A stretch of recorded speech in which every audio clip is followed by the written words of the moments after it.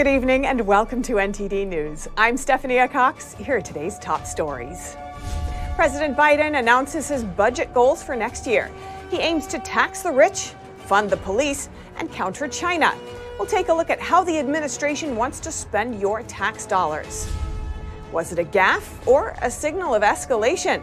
Some lawmakers expressed surprise at President Biden's remark that Putin cannot remain in power. Florida Governor Ron DeSantis signs the Parental Rights in Education bill into law.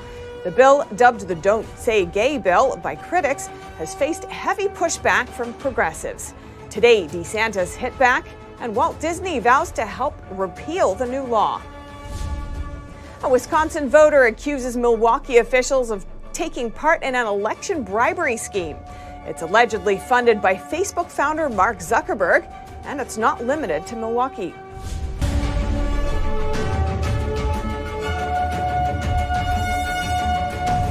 White House Deputy Press Secretary Karine Jean-Pierre has tested positive for COVID-19. This comes after a trip with President Biden to Poland and Belgium. Jean-Pierre says she saw the president at a meeting with social distancing, and that according to CDC guidelines, she would not be considered to have made contact with Biden. Jean-Pierre says she experienced mild symptoms. She will quarantine by working from home for 5 days and wait for a negative COVID test result. The White House kicked off the week laying out its spending plans for next year.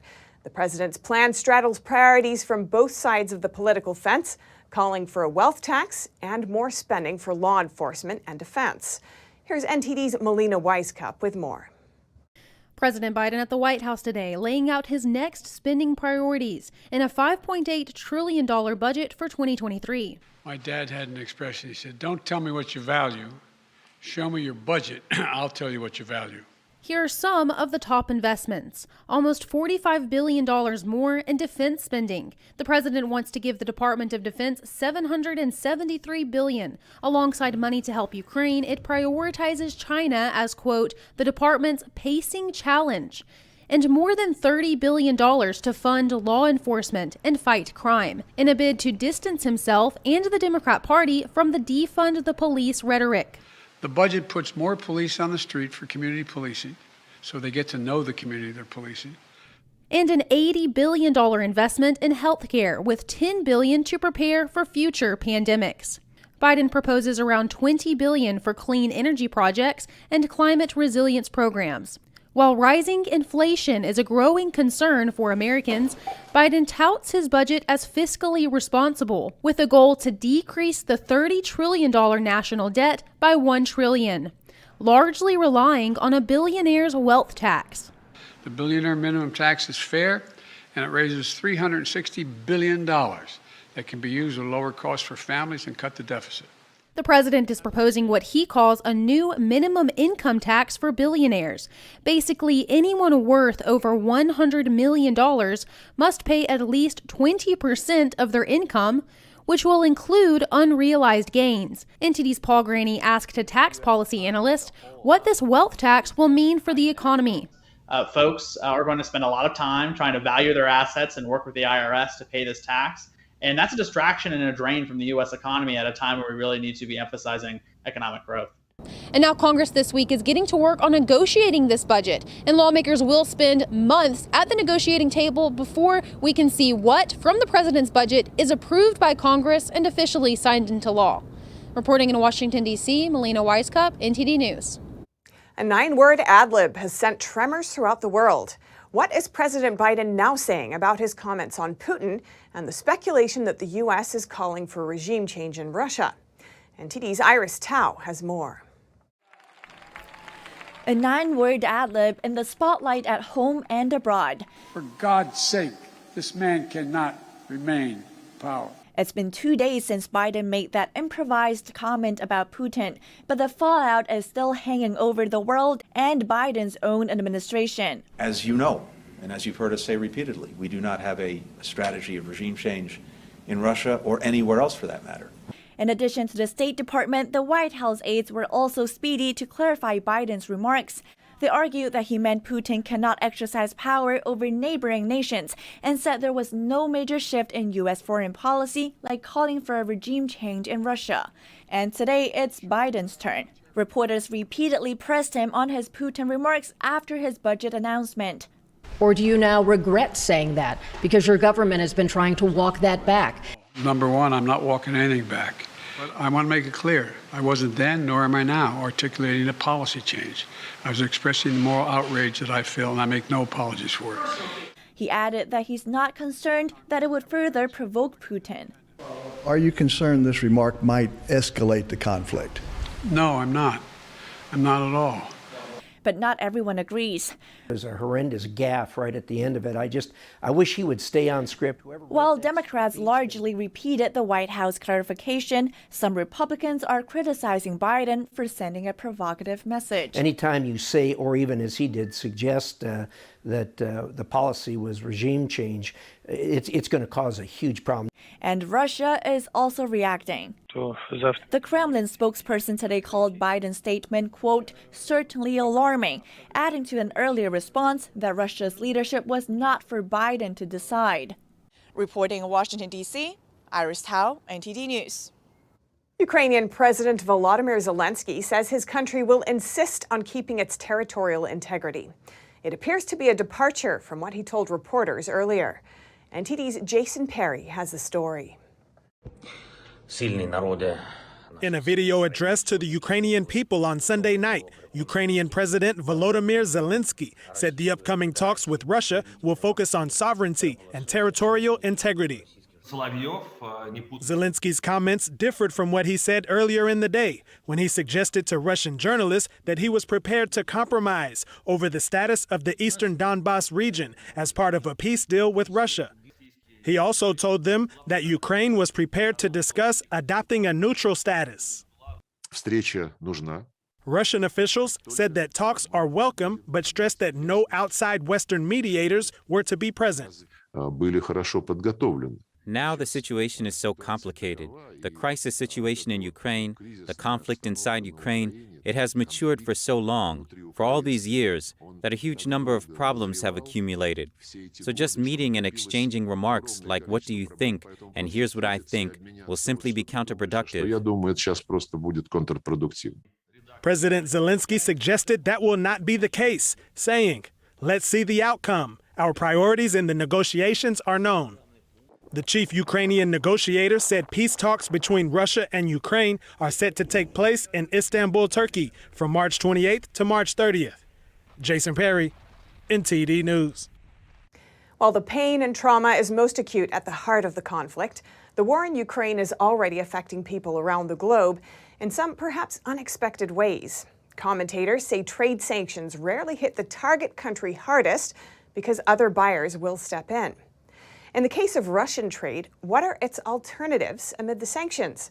And how can the West cope with the impact of those sanctions? Earlier today, I spoke with Chief Market Strategist at Theotrade, Don Kaufman, to learn more. Don, thank you for joining us. Oh, thanks for having me on. And the U.S. and Europe are already feeling the pain from some of their sanctions against Russia, such as rising gas prices. So what could the U.S. do to minimize that impact?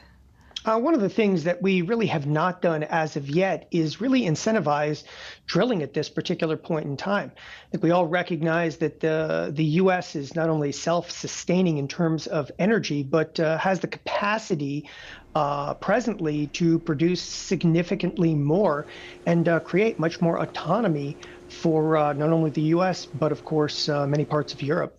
And the U.S. has warned China that it will face consequences if it helps Moscow evade sanctions over the war in Ukraine. Yet some experts say China is benefiting from these sanctions. So what assets and access does China have to take advantage of the sanctions?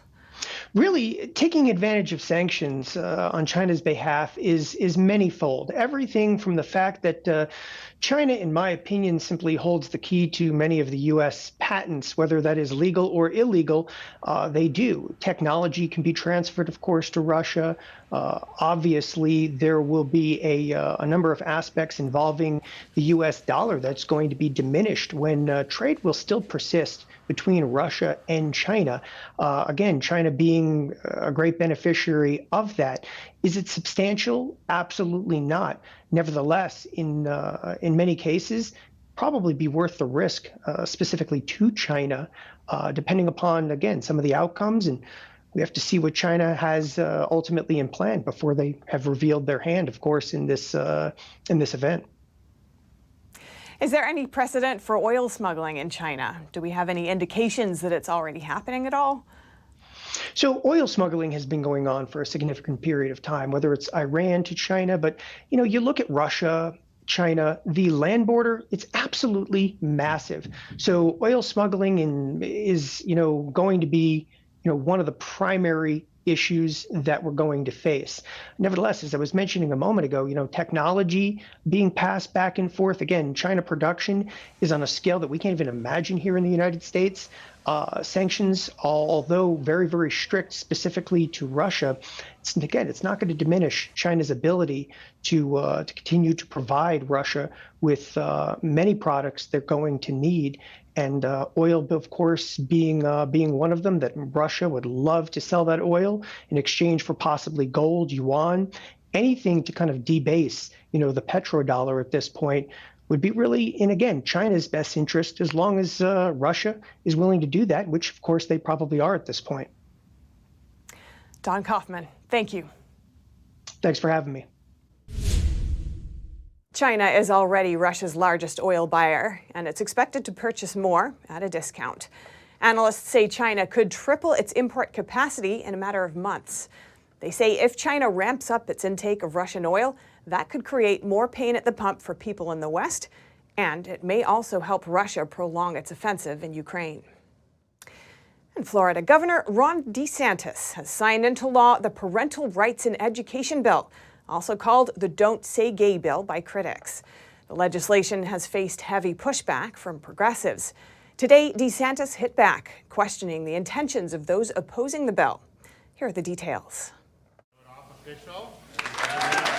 Florida Governor Ron DeSantis signed the Parental Rights in Education bill into law Monday. The bill bans teachers from giving classroom instruction on gender identity and sexual orientation in kindergarten through 3rd grade. The bill was dubbed the Don't Say Gay bill by opponents. They claimed it would ban any classroom discussion pertaining to being gay and marginalize members of the LGBTQ community. This led to outcry from progressive activists and politicians nationwide. Even Disney condemned the bill. DeSantis strongly pushed back on these claims. And they're sloganeering because they don't want to admit that they support a lot of the things that we're providing protections against. For example, they support sexualizing kids in kindergarten.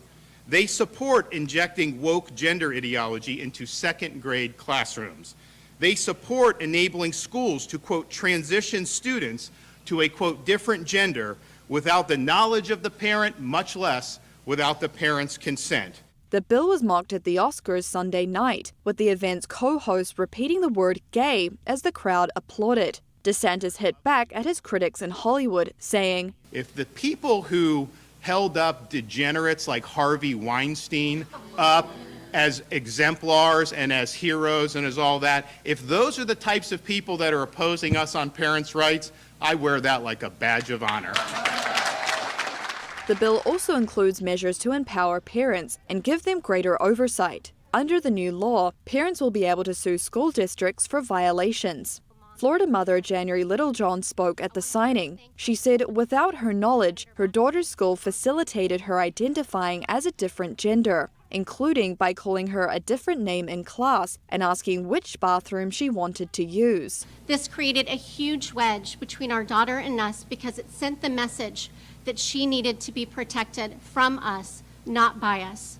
Many parent groups and child advocates say Florida is on the front lines of a nationwide battle. Parental rights in education is expected to be a hot-button issue during the upcoming midterm elections. Grace Coulter, NTD News. And the Walt Disney Company has responded to the bill's signing, vowing to help get the law repealed in the legislature or struck down in court. In a statement, the company said it's supporting organizations working to achieve this, adding that it's dedicated to standing up for the rights and safety of the LGBTQ community. Equality Florida, an advocacy group, has pledged to take legal action against the law. A Milwaukee, Wisconsin voter is suing public officials for allegedly accepting private funds from a nonprofit funded by Mark Zuckerberg to influence the 2020 election. The officials are accused of violating Wisconsin's election bribery law. NTD's Arlene Richards has the story. A national public interest law firm filed a complaint with the Wisconsin Election Commission last week, accusing Milwaukee officials of using private funds donated by Mark Zuckerberg in violation of Wisconsin law. The Thomas More Society, representing a Milwaukee voter, accuses city officials of using private funds to purchase and place absentee ballot drop boxes in 2020 and facilitating in-person and absentee voting. According to a report posted by the society, the former mayor and a city clerk allegedly accepted $3.4 million from a Chicago nonprofit funded by Facebook founder Mark Zuckerberg and his wife to influence the 2020 election. Eric Cardall, special counsel at the society, said the evidence is overwhelming and condemning, and that this is representative of a national trend. The Zuckbucks were present in all the swing states. And so Zuckerberg gave $350 million to Center for Tech and Civic Life. And according to their 990, the tax filing, they spread that over many states. According to Cardall, this trend of using private money to influence voters has led to other organizations lobbying to get laws passed. So 16 states have enacted laws banning Zuckbucks directly. And in 5, well, I'll just focus on these. In 3 states, the legislation has been passed, Michigan, Wisconsin, and Pennsylvania, but the governors have vetoed it. The Society's complaint documents how the Chicago nonprofit Center for Tech and Civic Life, or CTCL, allegedly persuaded officials of Wisconsin's 5 largest cities to accept private funds. It says this first grant required the mayors of the 5 largest cities in Wisconsin and their respective staffs to complete CTCL election administration forms, including goals and plans to facilitate increased in-person and absentee voting in their respective cities and communities of color, and develop a joint plan for their elections. The complaint is one of several filed in Wisconsin regarding private funds being used illegally. Arlene Richards, NTD News, New York. The remains of 4 Marines killed during a NATO exercise in Norway were returned to the U.S. They were on board an aircraft when it crashed in a town in the Arctic Circle earlier this month. NTD's Allison Lee has the details. The bodies of the 4 Marines were placed on board an Air National Guard military transport aircraft and flown to Dover Air Force Base in Delaware on Friday. They will ultimately be moved to their final resting places according to their families' wishes. The Pentagon has identified them. Captain Matthew J. Tomkevich of Fort Wayne, Indiana, Captain Ross Reynolds of Leominster, Massachusetts, Gunnery Sergeant James W. Speedy of Cambridge, Ohio, and Corporal Jacob M. Moore of Catlettsburg, Kentucky, were all assigned to Marine Medium Tilt Rotor Squadron 261. The Marines were taking part in a NATO exercise called Cold Response 2022. The drills are held every 2 years over large areas across Norway. They were on board an MV-22B Osprey aircraft when it crashed on Friday, March 18th. The cause is under investigation, but Norwegian police have reported bad weather in the area at the time of the crash. The cold response drill includes around 30,000 troops, 220 aircraft, and 50 vessels from 27 countries. Authorities say the exercise was not related to Russia's war in Ukraine. Cold response began on March 14th and will end on April 1st. The head of the Norwegian Armed Forces operational headquarters said the exercise would continue despite the crash. Allison Lee, NTD News. Unvaccinated United Airlines staff were allowed back on the job today after being put on unpaid leave. That's according to an internal memo reviewed by Fox Business. United's Vice President of Human Resources said in the memo that the airline is confident in its ability to safely bring back the employees, citing a decline in virus cases, deaths, and hospitalizations. Over 2,000 United employees who received a medical or religious exemption from the vaccine were placed on unpaid leave. The memo says that 5 out of the 2,200 employees who had received an exemption died of the virus. Employees were also told the company will reevaluate protocols if another variant emerges or the COVID trends suddenly reverse course. Coming up, a new poll shows New Yorkers aren't happy with the current bail system. A reform was first implemented 3 years ago, but now many say it's not working.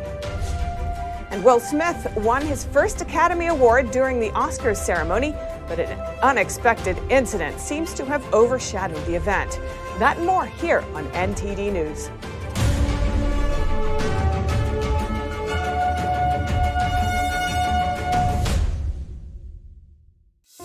At The Nation Speaks, we don't just scratch the surface. We want to go wide and deep.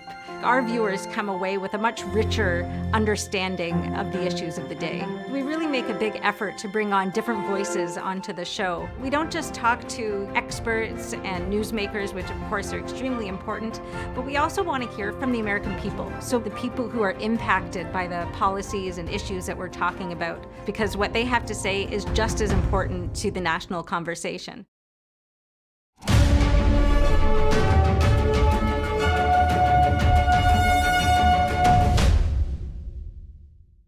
Some New Yorkers are not happy with current bail laws and say crime is going up because of it. A new poll shows that many want changes to the state's bail reform, which was implemented in 2019. In 2019, New York passed a law eliminating monetary bail for people facing misdemeanor and nonviolent felony charges. A new poll by the Siena College Research Institute shows that back in April of 2019, 55% of New Yorkers thought bail reform was good for New York. Now that it's been in place for 3 years, only 30% of New Yorkers think it's good for their state. 64% of New Yorkers think bail reform has resulted in an increase in crime. And 82% think judges should have more say in whether to set bail or not. Today, New York City's mayor blamed the increase in shootings on the way criminals are being prosecuted. That continue to get arrested, come back out, and get arrested again. Someone says, Eric, we're watching you at these press conferences. You seem angry and frustrated because New Yorkers are angry and frustrated. Mayor Adams and New York Governor Kathy Hochul have said they want to make changes to current bail laws. A plan from the Biden administration to close Veteran Health Administration hospitals and outpatient clinics is meeting opposition from both Democrats and Republicans. Especially some officials in New York seem to dislike the idea. If the Veterans Administration's plans go through, VA hospitals and outpatient clinics across the country would close, including 2 of 3 veterans hospitals in New York City. Patients would then have to go to surrounding hospitals, which, according to one veteran, would lead to overfilled hospitals. They're all busy, okay? We can't just close places and try to fill it in other ways. It doesn't work that way. Over the weekend, Democratic Senator Chuck Schumer and New York City Mayor Eric Adams spoke out against the proposal. Both of them said they would actively fight to keep the hospitals open. Republican Representative Nicole Maliotakis took a similar stance. That under no circumstances can they close our Brooklyn VA hospital. Right. Yeah. Supporting our veterans is a bipartisan issue. Ensuring that our veterans get the care that they deserve should not be something that is politicized. In a statement to NTD, the Department of Veterans Affairs said, "It is important to note that any recommendations to the upcoming AIR Commission are just that, recommendations. Nothing is changing now for veteran access to care or VA employees. Any potential changes to VA's healthcare infrastructure may be several years away." The heads of New York's 2 firefighter unions reportedly might sue the city because of its vaccine mandate. As of last week, athletes and performers in the city don't have to be vaccinated anymore, but all public and private sector employees still have to be vaccinated in order to work in the city. The heads of the union said they want to sit down with Mayor Adams to discuss the mandate. Adams responded that he is willing to sit down with everybody who wants to talk to him, but he made clear that no changes to mandates will be made before his health experts advise him to do so. He called it removing the mandates in layers. Around 1,400 city workers lost their jobs when the public sector mandate was implemented. The Los Angeles Police Department says that Chris Rock will not be pressing charges against Will Smith. This is after Smith slapped Rock in the face during the Academy Awards on Sunday night. During the awards ceremony, Rock made a joke about Smith's wife, Jada Pinkett Smith's hair loss, referencing the movie G.I. Jane, where the lead actress shaves her head. Smith promptly walked on stage and smacked Rock across the face before sitting back down and shouting at Rock. The moment initially seemed like a gag for the show, but later became clear it was unscripted. Smith found out he won Best Actor for King Richard only minutes later. He tearfully apologized to his fellow nominees and members of the Academy, but not to Rock. Following the incident, the organizers of the Oscars ceremony said on Twitter that it does not condone violence of any form. Despite the drama, the 94th Academy Awards still drew the second lowest ratings in its history. And over the weekend, fans paid tribute to Taylor Hawkins. They gathered outside the Bogota Hotel, where the Foo Fighters drummer was found dead. Hawkins was the drummer for Foo Fighters for 25 years and the best friend of frontman Dave Grohl. He died at age 50 during a South American tour with the rock band. Police were also outside the hotel in northern Bogota when fans laid flowers and lit candles in Hawkins' memory. There are few immediate details on how Hawkins died. The band said in a statement Friday that his death was a tragic and untimely loss. Coming up, grocery store workers throughout the southern half of California have authorized their union to call a strike. The move comes after a vote last week, and workers may begin to picket if upcoming negotiations don't go their way. And a 70-year-old kidnapper in California may be paroled. He was arrested after kidnapping a bus full of school children in 1976 and holding them for ransom. We'll return soon with NTD News.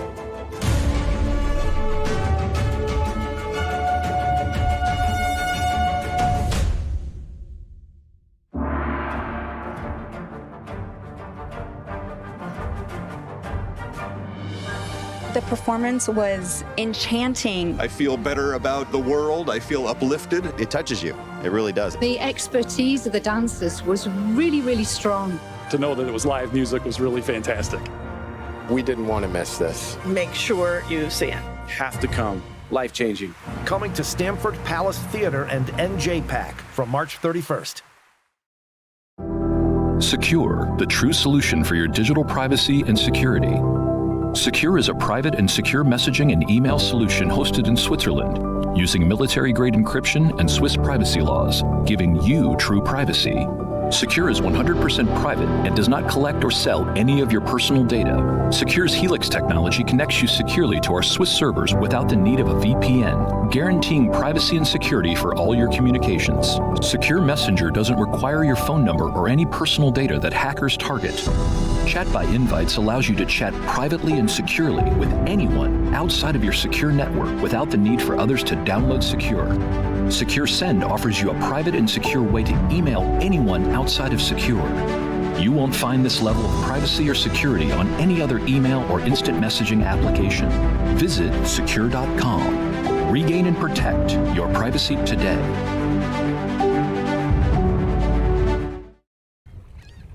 Oh, hey, doesn't it feel like there's communists everywhere? In fact, the Chinese Communist Party has been subverting America from every angle. So whether it's compromising our politicians, controlling Hollywood, manipulating Wall Street, or infiltrating our schools, they have stopped at nothing to take down America. And I believe that in order for us to not become like China, we need citizens who know the truth. So go on over to GetEpic.com, stay informed with a subscription to the Epic Times, and you will get instant access to this infographic.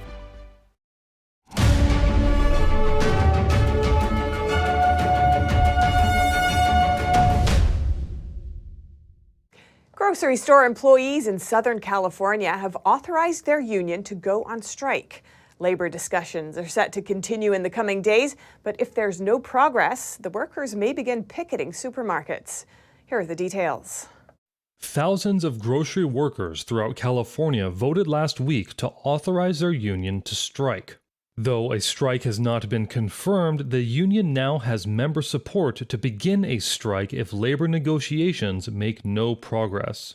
About 47,000 workers from 7 United Food and Commercial Workers local unions, ranging from Central California down to the southern border, cast ballots. The workers are employed at over 500 stores. Employees work at Ralph's, Albertsons, and its subsidiaries Vons and Pavilions. Union officials announced earlier this month that contract talks had stalled. A 3-year-old labor contract between the unionized grocery workers and Southern California supermarkets expired March 7th. Grocery employees are continuing to work under the terms of the previous contract. Union officials are asking for a $5 per hour wage increase, sufficient work hours, and higher safety standards. The union said the stores offered a 60-cent per hour wage increase. Contract negotiations are scheduled to resume on Wednesday, March 30th. A Southern California school district is considering banning critical race theory. In a special board meeting, trustees discussed detailed definitions that the theory would teach students. The Placentia Yorba Linda Unified School Board held a special meeting on March 23rd to discuss a resolution to halt the teaching of critical race theory, or CRT. Leandra Blades, a trustee on the school board, is pushing for the ban. She told the Epoch Times, "A lot of people are leaving and going to charter schools and private schools for traditional learning curriculum that doesn't teach CRT." The school board went through multiple CRT teaching points and definitions that are up for ban. A person's race determines their moral character and makes them responsible for past transgressions of that race. Because of this, some people should be treated differently or discriminated against because of their race.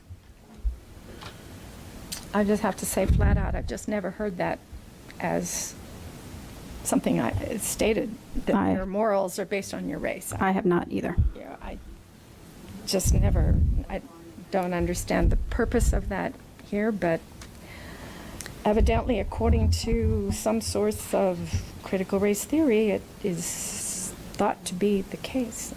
Other points discussed students ranking people based on characteristics like race, sexual identity, and religion. The text defined traits like work ethic as racist. Traits such as work ethic or devotion to duty and obligations are inherently racist. I have not seen that in CRT, so I disagree.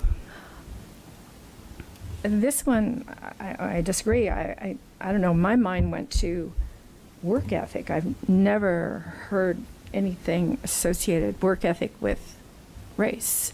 But moreover, what do we do in our careers classes when we talk about the importance of work ethic? Blades began her attempt to ban CRT late last year after receiving complaints from high school students about papers they had to write based on their teachers' political beliefs. She said that students who didn't share their teacher's opinion got marked down. Despite her opposition about CRT, Blades said she doesn't oppose teaching about Jim Crow laws, displacement of Native Americans, segregation, or slavery. The attorney for public school districts, Todd Robbins, said the resolution needed more clarity on consequences of a teacher promoting CRT discussion in the classroom. He said without enforcement guidelines, the resolution could be declared unconstitutional in court. A 70-year-old kidnapper in San Francisco was recommended for parole after being incarcerated since 1976. He is no longer considered a threat to society, as it's been decades since he kidnapped a bus full of children and demanded millions in ransom money. Here's more. Parole commissioners recommended on Friday the parole for the last of 3 men convicted of hijacking a school bus in 1976. The bus was full of school children, and the men demanded a $5 million ransom. The 2 commissioners decided the 70-year-old Frederick Woods is no longer a threat to society. He has been denied parole 17 times before. But Governor Gavin Newsom can still reject the parole recommendation. Woods' accomplices were paroled in 2012 and 2015. The three men, who came from wealthy Bay Area families, kidnapped 26 children and their bus driver. They buried the bus in an underground bunker east of San Francisco. The victims dug themselves out in less than 2 days' time. All three were initially sentenced to prison for the rest of their lives. But an appeals court later reduced their sentences to life with the possibility of parole. They planned for over a year to ransom the children for $5 million from the State Board of Education. Another Bay Area news outlet is the recent victim of crime. This time, it was an entire office. Property was lost, but fortunately, no injuries were reported. The city of Oakland has seen a few recent incidents of news crews being robbed and attacked. However, this time, it was a newspaper office. Employees at the Oakland Post came in on Thursday morning to find their offices ransacked.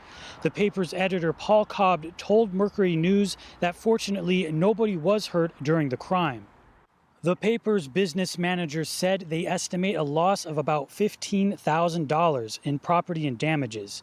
The Oakland police said they are still investigating the incident and no arrests have been made so far. The Oakland Post is where slain journalist Chauncey Bailey worked as editor when he was assassinated in 2007. Bailey was killed by the former leader of Your Black Muslim Bakery for an investigative story the journalist was working on. Earlier this month, a portion of the street the Oakland Post is located on was named Chauncey Bailey Way in the journalist's honor. Jason Blair, NTD News, California. The NCAA tournament is down to just the final 4 teams, and what a historic foursome they are. Duke, North Carolina, Villanova, and Kansas are about as star-studded as it gets. NTD's Dave Martin has more. Bitter rivals North Carolina and Duke have played each other 257 times. They've played as 1 versus 2, and they've played with conference championships on the line. But never has so much been at stake as it will be this weekend, when their first NCAA tournament clash takes place at the Final Four in what could be Coach K's last game. The Tar Heels would like nothing more than to send Coach K into retirement with a loss to his bitter rival on college basketball's biggest stage. Meanwhile, the Blue Devils would like nothing more than to send their coach out in style with a 6th national title, punctuated by a win over his toughest adversary, especially after North Carolina ruined his final home game with a 13-point win just a few weeks ago. Only a Duke-Carolina matchup could overshadow another Kansas-Villanova showdown, their third in the last 6 NCAA tournaments. Kansas just passed Kentucky for the most wins ever, but Villanova has had their number recently. The Wildcats squeaked past KU 64-59 in an Elite 8 battle in 2016 on their way to a national championship. 2 years later, the pair met again at the Final Four, and although KU had revenge on their minds, it was the Wildcats that ran them out of the building, while setting a record for most threes made in the national semifinals en route to another championship. Dave Martin, NTD News. And on to football. The Buffalo Bills could get a new $1.4 billion stadium as part of a 30-year lease proposed on Monday. State and county taxpayers would have to pay a combined $850 million in public funds towards its construction. The NFL and the Bills would kick in the other $550 million. The amount of tax money proposed for this project is believed to be the most ever committed to an NFL stadium. That's according to the Associated Press. The Buffalo News previously reported that the $750 million in public funds used to construct the Las Vegas Raiders Allegiant Stadium was previously the highest. The proposed 60,000-plus seat facility will be built across the street from the current Bills Stadium in Orchard Park. Officials have included the proposal in the state budget, which lawmakers must vote on by Friday. A decade ago, New York City Mayor Eric Adams, then a state senator, had the idea of hosting a black men's brunch. The goal was to help build the black community by supporting black-owned restaurants and mentoring the youth. The event started with just 40 people, but this year, hundreds attended. Saturday was the 10th anniversary of the brunch. NTD's Jason Perry was there. History has shown us what they did to King, what they did to Malcolm, what they did to Marcus, what they did to Omega. This is history. the same history, or we're going to define our own history. That's this moment. That's what Black Men Brunch is about. This year, the brunch was held at the Simpson Restaurant and Bar in Brooklyn. Actor and author Jamie Hector was a keynote speaker. It's the fact that people need people, especially young adolescent minds need adult men that are moving in a positive direction to affect their lives and change their lives. Let's salute these brothers for man up, please. Cyriac St. Ville hosted the event. He's the vice president of 500 Men Making a Difference, which offers a mentorship program. When a young man's graduating from the first time from elementary, high school, or junior high school, when he's getting married, when he's thinking about proposing to his wife, those are things that they find in the brunch. And when he's talking about starting that business, he's there to talk to someone that has 25 years in that same industry. Albert Pineda is one such young man. I want to start in real estate, and I know a couple of people in here are in real estate, so I can get advice from them, and that could be very helpful for my career in the future. Reverend Kirsten John Foy explained what's behind the effort to help the youth. It's love for my God. It's love for my children. It's love for my family, my wife, my parents, my father, myself. It starts with love, but then it's got to move beyond just love, because love is just an emotion. We've got to put action to that love. We've got to use that love as the fuel to motivate us to do the transformational work. The Black Men's Brunch says over the years, it has mentored more than 200 young men and spent more than $30,000 at local businesses. We know what it was to live under Jim Crowism. We know what it was to go through racism. We know what it is. We're resilient, and we need to lean into that resiliency. Well, the mere fact that we're here shows that we're miracles. The Black Man's Brunch started 10 years ago, and they said about 40 people attended the brunch. This year, over 300 people attended with standing room only. I'm sure next year they'll plan for a bigger venue. Jason Perry, NTD News, New York. COVID-19 brought changes and challenges to many businesses. How did the pandemic impact the franchise industry? NTD's Chenny Wu spoke with an expert to find out. Despite the pandemic, the International Franchise Association, or IFA, said that franchising had an exceptional year in 2021, and they expect 2022 to be a year of recovery. Tipton Schunkweiler is the president of a franchise development consulting firm. He says adaptability is very important for franchises to remain strong during these uncertain times. You've got to be able to be just steadfast, and you've got to be able to think and work with your customers and find innovative ways to service your customer and also to deliver products. For example, he said that many restaurants have adopted options such as drive-through or delivery. Schunkweiler said the policies and restrictions in different states made a difference as well, saying the states that had fewer restrictions and opened up earlier had more franchise activity. There were a lot of people leaving the West Coast in the case of California and some of the other Pacific Northwest states, and now going to states like Arizona, states like Nevada, where there were less restrictions, and they could actually, start selling franchises in those markets to continue their brand growth. According to the IFA, franchise employment in 2022 is expected to increase by 257,000 jobs compared to 2021. Chenny Wu, NTD News. Coming up, Shanghai is going under lockdown and all 26 million people. This is the biggest lockdown since Wuhan 2020. And search teams have located the second black box of the crashed China Eastern Airlines flight. Officials have confirmed that none of the 132 people on board survived. More in just a moment here on NTD News.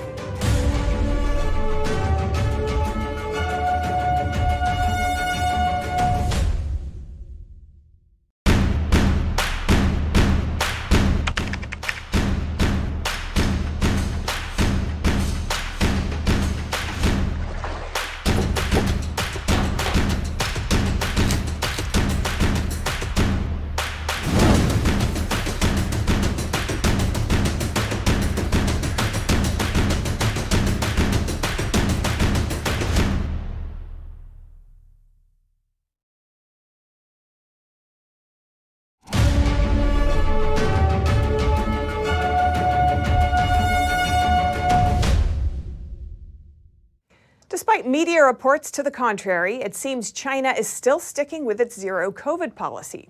Shanghai announced Sunday it will lock down its 26 million residents. They'll have to stay home. Offices and certain businesses will be closed and public transportation will be suspended. They're trying to stamp out the Omicron variant. But are mass lockdowns the right way to deal with Omicron? Here's NTD's Don Ma. Shanghai is going under lockdown. It's China's biggest one since Wuhan in 2020. But Professor of Epidemiology Dr. Harvey Risch at Yale says mass lockdowns are not the right way to tackle Omicron. Lockdowns are never the way to go. If you want to destroy the society, then lock it down for 6 to 8 months. Yale epidemiologist Risch says due to its high transmissibility, the only effective method to deal with Omicron is through herd immunity. China will never get out of Omicron. Omicron is too infectious for any method to work. You need herd infection to prevent the massive waves going forward. And China has not allowed its population to get herd immunity. Locking down will just slow the process down. The Omicron strain may be highly transmissible, but symptoms are milder, which makes having lockdowns seem even more impractical. The Omicron strain is comparable to a typical seasonal flu in mortality. In fact, the UK has put out information that you can calculate the mortality of Omicron compared to Delta. It's less than a third to a quarter what Delta was. It should be viewed as just another typical respiratory illness at this point. Dr. Risch says Beijing has only two paths it can go down in dealing with this virus. China basically has to decide whether it's going to destroy its society over this or it's going to treat it and accept it and move on. Shanghai entered a two-stage lockdown Monday. Part of the city will go under lockdown from Monday to Friday, and the rest from Friday to next Tuesday. Don Ma, NTD News. Chinese officials say the second black box from the China Eastern Airlines flight that crashed has been located, and all 132 people on board have been confirmed dead. A Chinese official has confirmed that all passengers and crew members of the crashed China Eastern Airline flight are dead. We here announced that the 123 passengers and 9 crew members on board China Eastern Airlines flight MU5735 on March 21st have all died. He added that authorities have identified 120 of the victims through DNA analysis, and Chinese state media reported Sunday that search crews found the plane's second black box, the flight data recorder. The device was about 5 feet deep beneath the ground, some 130 feet away from the crash site. Although partially damaged, its data storage unit appears to be in good condition and has been sent to Beijing for analysis. Investigators are now decoding another black box, the cockpit voice recorder found earlier last week. Flight MU5735 suddenly went into a near-vertical dive mid-flight and crashed in Guangxi province in southern China. Obtaining data from its 2 recorders is considered key to understanding the cause of the accident. Flight data recorders store crucial details, including airspeed, altitude, direction, and engine power. They can also record the position of wing flaps and whether the plane was flying on autopilot. Coming up, French veterans took to the streets this weekend to send a message to the country's presidential candidates. A general says officials are using the pandemic to avoid talking about other serious issues. And a fight over historic gas-powered lamps in London. They've lit the streets for hundreds of years. Now they're being replaced with electric replicas, but there's pushback. More on that when we return here on NTD News.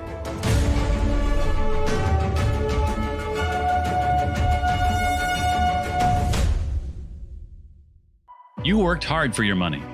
You invest in stability for your retirement and your family's future, to build and leave them with something greater.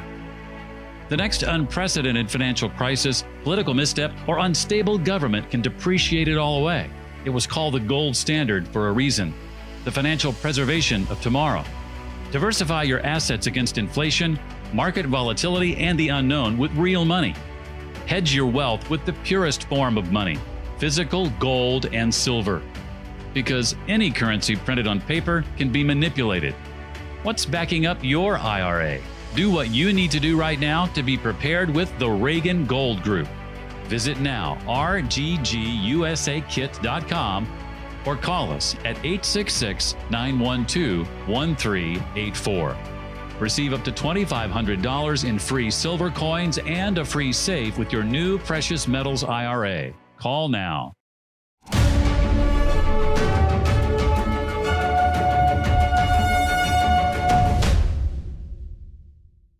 In France, former soldiers took to the streets this weekend to send a message to the country's presidential candidates. Some say President Macron's 5 years in office have put France in grave danger and divided the country. NTD's France correspondent David Vives has more details. Several hundred Parisians took to the streets on Sunday to participate in a parade led by former members of the military and veterans in the streets of the French capital.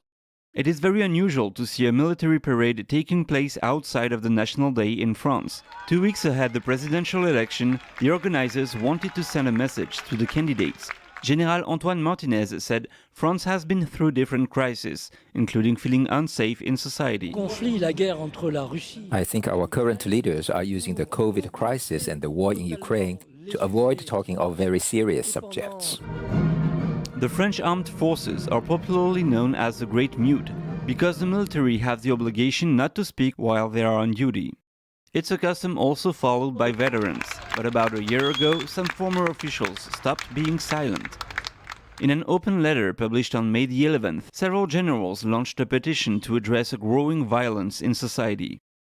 According to these generals, the violence now seen in France will be followed by a chaos, or as some of them believe, a civil war.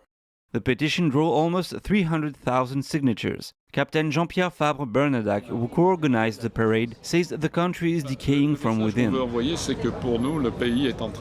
Our message is the country seems to be dying. It implodes and seems we don't believe in ourselves. This is very serious.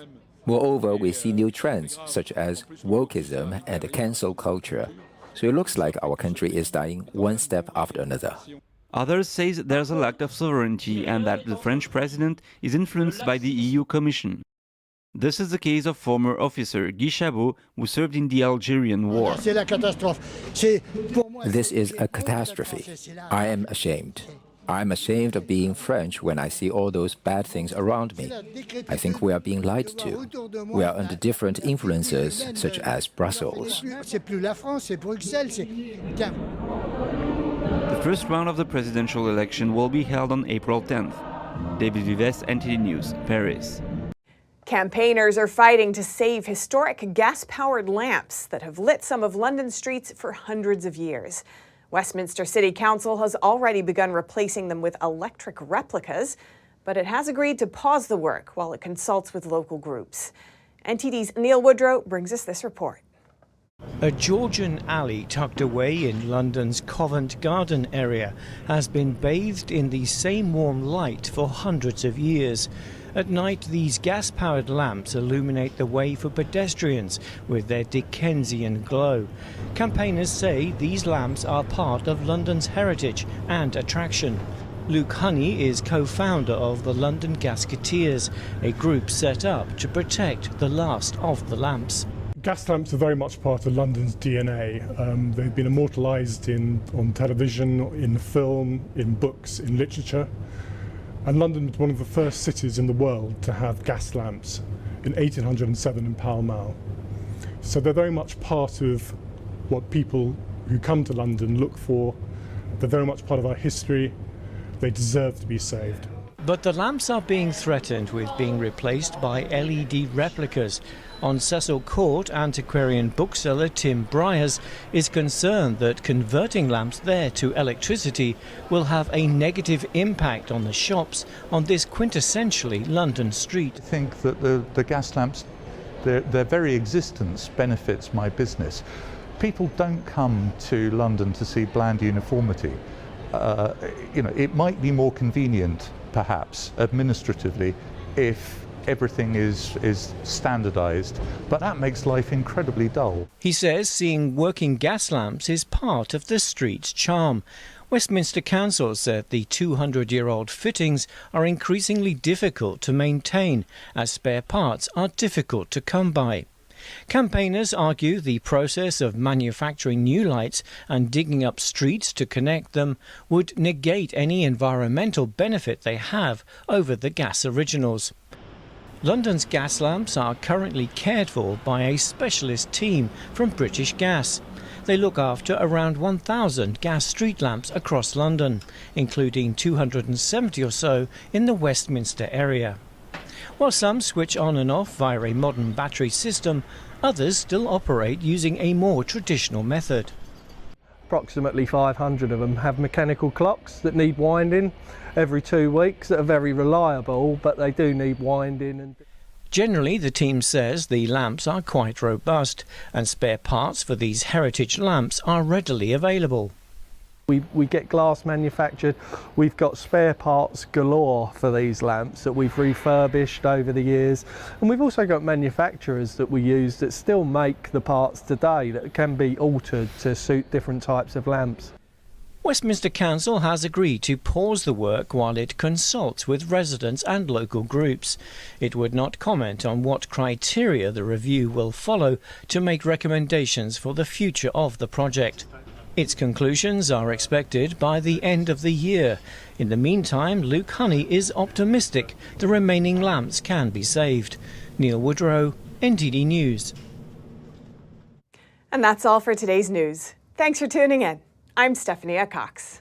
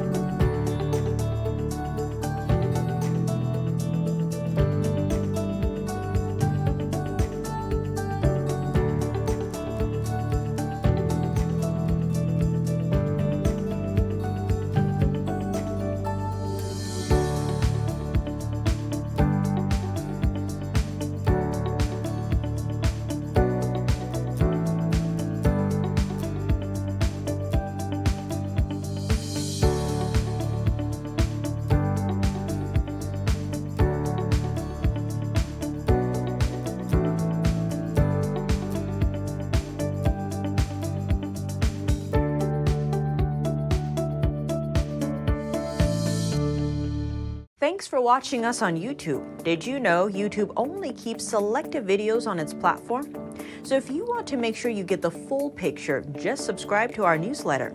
Go to newsletter.ntd.com and sign up. It's free.